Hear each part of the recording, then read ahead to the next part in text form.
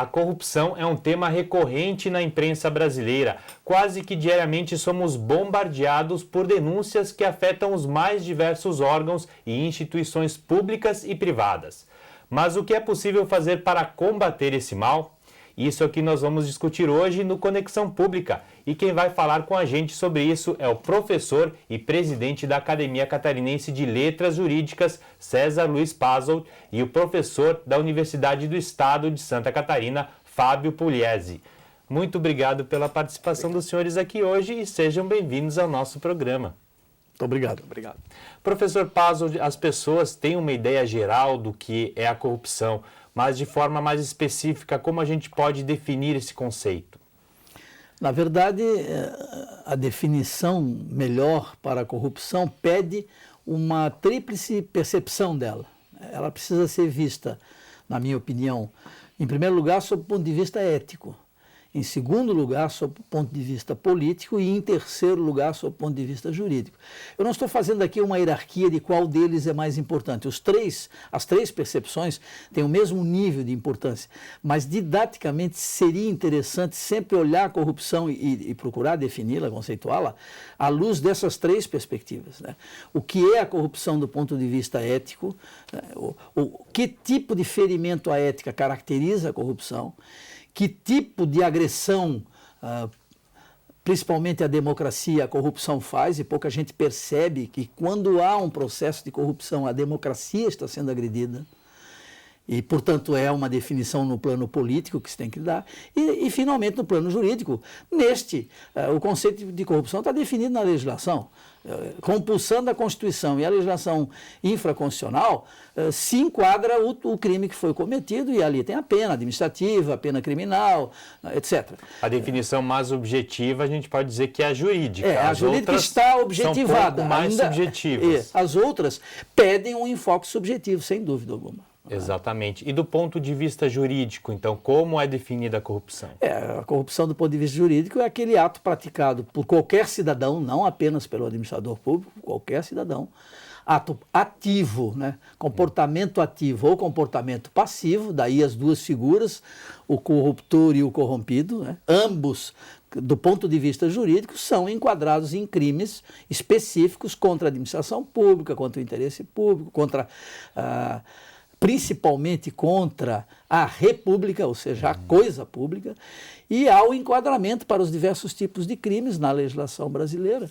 É bastante claro. Quanto a isto, não é porque a nossa legislação não seja boa que a gente não tenha como combater a corrupção. Há condições juridicamente, sim, de combatê-la, de punir e de punir severamente os corruptos. Esse conceito ele se aplica tanto a agentes públicos quanto privados? Sem dúvida, sem dúvida. Nas duas, eu sempre chamo a atenção, nas duas funções, na função de quem está corrompendo, né, e de quem é corrompido, se deixa corromper. Porque dificilmente alguém é corrompido sem permitir que isso aconteça. Né? E quais são as penalidades que a legislação prevê, professor? Tem são as mais variadas. As mais variadas, né? Tem as do campo especificamente penal, prisão, etc. E tem a de ressarcimento, que normalmente é a mais aplicada no caso de lesões patrimoniais, juntamente com, se for o caso, com as penas chamadas de criminalização penal. Não é? É preciso definir aí qual foi o grau do crime. Sim, respeitosa, mas eu tenho que dizer ironicamente. Também não é por falta de previsão de penas que no Brasil se possa perdoar a corrupção. Professor Fábio, quando se fala no Brasil que existe uma cultura de corrupção, o senhor acredita que essa afirmação é verdadeira? Eu atribuo também muito isso, até na qualidade de professor, o desenvolvimento de atitudes na sociedade. A nossa sociedade tem um déficit de educação, no sentido de formação de qualidade bastante alto. E isso daí influencia evidentemente. Além de tudo, a coesão social, a integração social também influencia. O Instituto dos Advogados de Santa Catarina tomou essa iniciativa de divulgar essa temática juntamente com a questão também de uma reforma política, de aproximação da representação política. E aí saímos da ciência e vamos à arte política, que também é muito importante Eu acho que esse é o âmbito fundamental no estado de Santa Catarina. Relativamente à Universidade do Estado de Santa Catarina, também têm sido tomados passos concretos nesse sentido. Entre eles, eu destaco um convênio com a Secretaria da Fazenda no esforço de educação fiscal, novas atitudes em relação ao cumprimento da obrigação tributária, a contribuição do cidadão com os recursos do Estado, para esse Estado, sim, ter meios de efetivamente atuar. Isso é muito importante. São diversas ações, então, que procuram coibir a corrupção. A gente tem mais ou menos uma ideia dos prejuízos causados pela corrupção no Brasil? Existem dados sobre isso, professor? Poderíamos fazer estimativas em termos de valores e certamente chegaríamos em termos de bilhões. Mas o que mais me preocupa é o futuro. A qualidade de professor universitário, de advogado, o que me preocupa é o futuro. O futuro do país, nesse contexto global. E nesse sentido aproveito também as pesquisas que têm sido feitas na Universidade de Santa Catarina, de participação em assembleias, como o professor Leonardo C., que tem pesquisado isso, e essa preocupação na educação fiscal. Tá? Formada uma comissão da educação fiscal na Escola Superior de Administração e Gerência. Eu mesmo sou professor de um curso que estamos em projeto piloto com a Federação Catarinense dos Municípios de formação continuada em direito tributário para disseminar esse tipo de conhecimento. E isso tem chamado muito a nossa atenção, desenvolver técnicas, meios para fortalecer essas condutas. A universidade tem um papel muito importante no combate à corrupção, até porque a população tem dificuldade de entender os meandros da administração pública, né? Então, por exemplo, um ato de corrupção, muitas vezes, para a população, para o cidadão mais comum, fica difícil compreender. E a universidade vem nesse sentido de ajudar o cidadão a perceber o que é corrupção e o que não é? Espera-se que sim, na medida em que se dá educação, se transmitem valores. O direito é transmissão de valores, como o professor Pazzo tão bem destacou. E a universidade, nesse sentido, tem se esforçado bastante. A Universidade do Estado de Santa Catarina, tanto que a Semana de Educação Fiscal, que vai ocorrer em setembro, no âmbito da Escola Superior de Administração e Gerência da ESAG, está dentro da programação dos 50 anos da Universidade do Estado de Santa Catarina. Uhum. Professor Pazzo, como o Brasil, assim, se comparado a outros países, está no combate à corrupção? Como é que a gente pode classificar o Brasil nesse ranking, se é que ele existe? Como cientista, eu não tenho conhecimento preciso, exato do ranking, das posições eventuais do Brasil nesse ranking. Mas como disse o professor Fábio, se nós considerarmos apenas à luz das informações já publicadas, esse escândalo de corrupção na Petrobras, nós já estamos próximos de R$1 bilhão, né? Só neste. E nós sabemos que há outros inúmeros casos com prejuízos ao interesse público, não apenas do ponto de vista financeiro, mas também do ponto de vista que eu chamo de político, ou seja, desgaste do sistema político brasileiro violento. Né? Descrédito nas instituições. Sim, né? Elas ficam sem crédito. Com isso, todo um processo de educação política que se tenta fazer né, é desgastado no momento em que um escândalo desse assume proporções e envolve pessoas que deveriam ser responsáveis e zelosas pela coisa pública e que acabam se evidenciando como agressoras, né, da coisa pública, do interesse público. Mas nós, infelizmente, com certeza, estamos num panorama mundial mal colocados, né, ou quase no topo dos piores, o que é péssimo. Né? Mas o senhor acredita que esse debate ele vem contribuir para que essa situação se reverta? Eu vou fazer uma consideração bem específica agora na condição de cientista político. A partir do século passado, um filósofo, jurista e teórico importante italiano chamado Norberto Bobbio propôs que a gente modificasse o conceito de democracia para ampliá-lo. Então, democracia para ele era eleição direta, universal, secreta e periódica, possibilidade de plebiscito e referendo para verificar a vontade popular diante de decisões legislativas, né? Iniciativa popular de legislação, isso a nossa Constituição contempla, por exemplo, esses três, né? E que pediu ele? Administração pública comprometida com o interesse coletivo e não com o interesse particular, isso dentro do conceito de democracia. E a grande novidade, transparência da atividade pública. A atividade pública tem que ser transparente, né? Então, quando você agride esta última, e a corrupção se faz agredindo essa última, porque é da natureza da corrupção ser insidiosa, mentirosa, escondida, ela agride com contundência esse último requisito da democracia. E aí ela se torna, a corrupção, um problema de ordem política, porque ela está agredindo a democracia, ela está sujando, conspurcando a democracia, né? E isso a gente presta pouca atenção nesse aspecto. Isso é muito importante. Isto tem que entrar na consciência política da cidadania brasileira. Olha, tudo que se faz na administração pública tem que ser absolutamente transparente, porque a transparência é uma antítese, ela bloqueia a corrupção. Com certeza, quanto mais transparente, menor a probabilidade de corrupção. De haver a corrupção na coisa pública. Não é? Exatamente. Bom, senhores, eu vou pedir um pequeno intervalo e a gente volta em seguida, então, a falar sobre o combate à corrupção. Até já.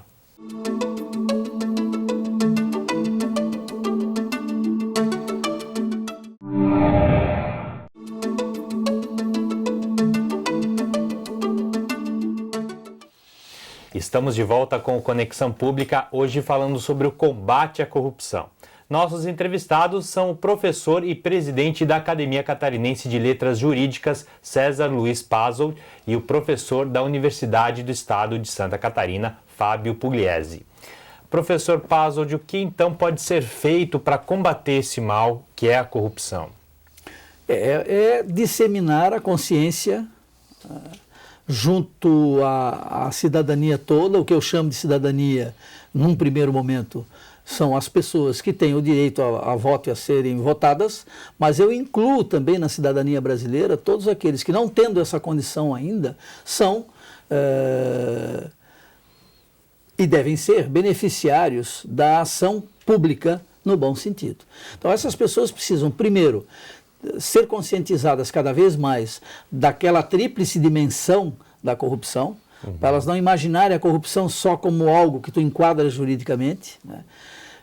Elas todas precisam se engajar em ações que visem a transparência da administração pública, acompanhar a administração pública, acompanhar os seus legisladores eleitos.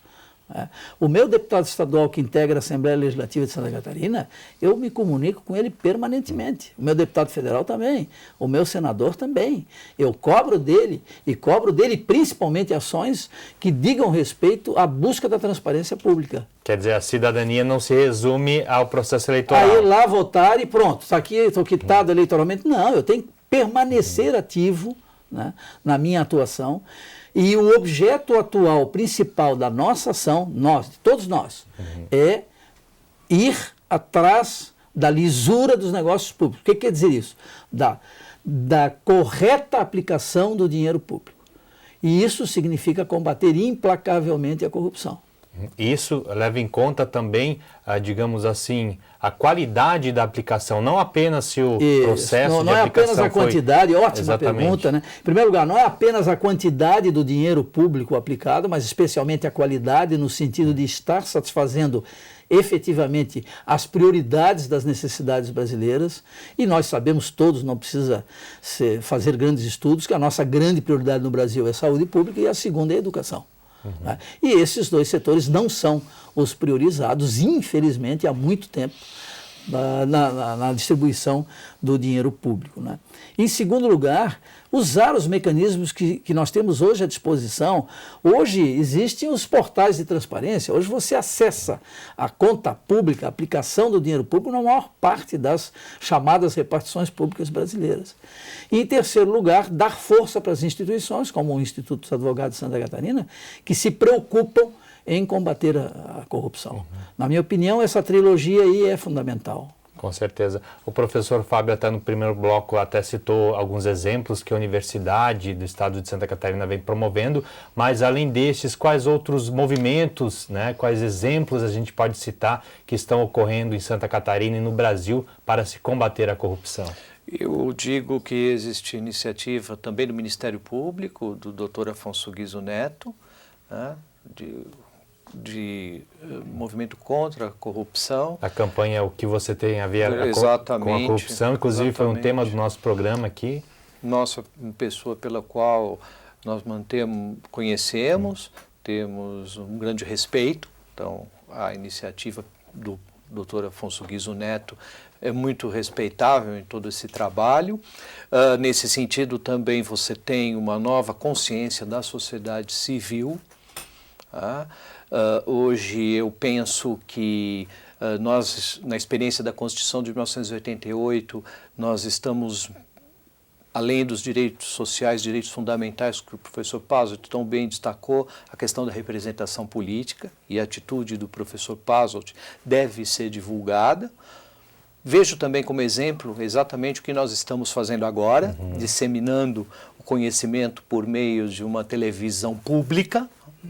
Eu acho que isso daí é fundamental, certamente vamos alcançar muitos lares catarinenses, suscitar muitas discussões.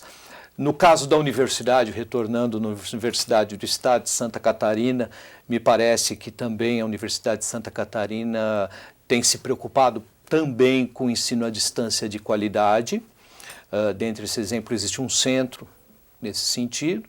Esse curso, junto com a FECAM, se realiza nas instalações e por meio desse centro de educação à distância, vai alavancando as iniciativas que já têm sido feitas, disseminar conhecimento na área tributária e o avanço do que o Instituto dos Advogados de Santa Catarina, na sua carta, chamando atenção da questão da corrupção, como muito bem colocado pelo professor Pazzolt, mas destacando a questão da representatividade dos deputados, senadores, membros do Poder Executivo, membros do Poder Legislativo, que passa iniciativas da relação, mas também de composição das casas legislativas.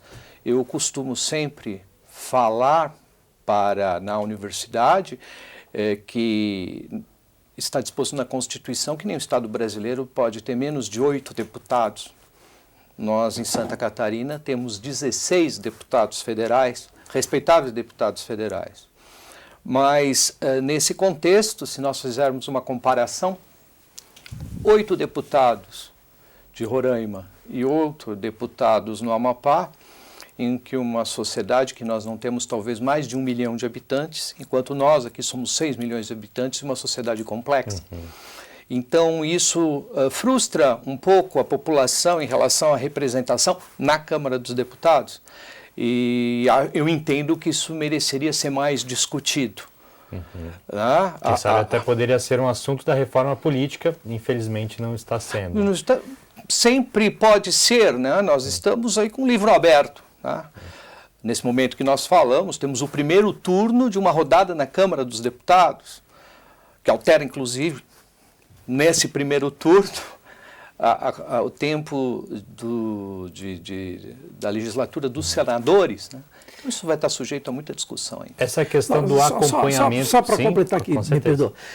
No caso da nossa carta, da Carta do Instituto dos Advogados de Santa Catarina, nós fizemos o professor Fábio descreveu muito bem, e eu só quero insistir, nós fizemos essa associação que nós consideramos fundamental entre o combate à corrupção e a reforma política no Brasil.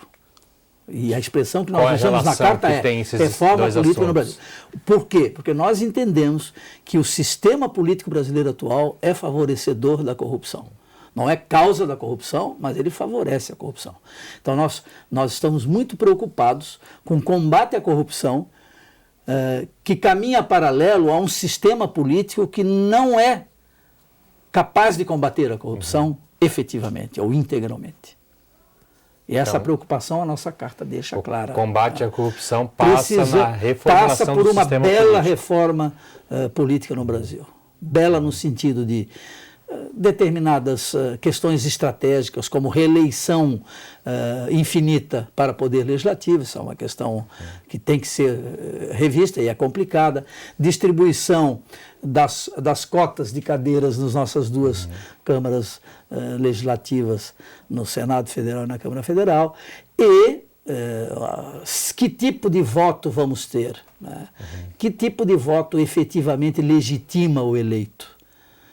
Esses temas estão ganhando força agora, né? Exatamente. A sociedade vem debatendo mais esses temas, mas a gente espera aí que realmente esse debate reforma, surta um resultado. Agora, essa conexão que o professor Fábio mencionou e que eu estou insistindo, ela é importante. Se mantiver o sistema político atual brasileiro, o combate à corrupção pode ser eficiente, mas não será mais do que se nós reformarmos politicamente a nossa vida institucional.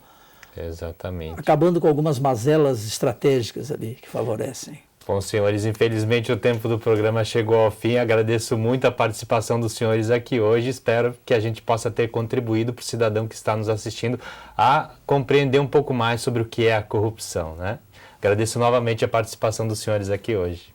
Muito obrigado. E o Conexão Pública vai ficando por aqui. Nós voltamos então na semana que vem. Até lá.